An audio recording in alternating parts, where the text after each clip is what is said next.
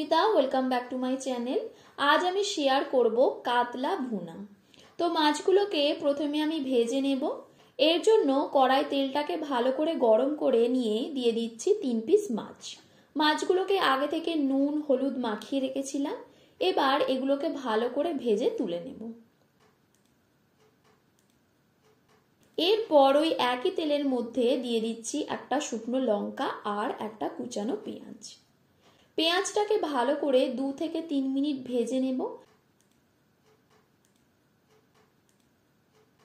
এরপর দিয়ে দেব 1 চামচ আদা জিরে আর কাঁচা লঙ্কা বাটা।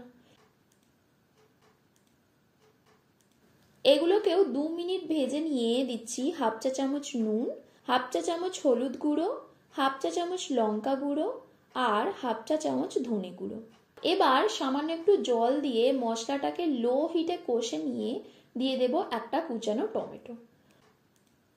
টমেটোটা দেওয়ার পর মশলা থেকে তেল ছেড়ে দিলে দিয়ে দেব ভেজে রাখা মাছ।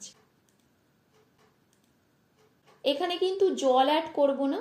মাছগুলোকে লো হিটে মশলার সাথে উল্টে পাল্টে ভালো করে ফুটিয়ে নেব। 5 মিনিট ফুটিয়ে নেওয়ার পর নামিয়ে নেব। তো দেখো, খুব সহজেই হয়ে গেল কাতলা ভুনা। তো রেসিপিটা ভালো লেগে থাকলে ভিডিওটিকে লাইক ও শেয়ার করে দিও। আর তোমরা কমেন্ট করে জানিও আর কি কি রেসিপি চাই। আর চ্যানেলটিকেও সাবস্ক্রাইব করে দিও।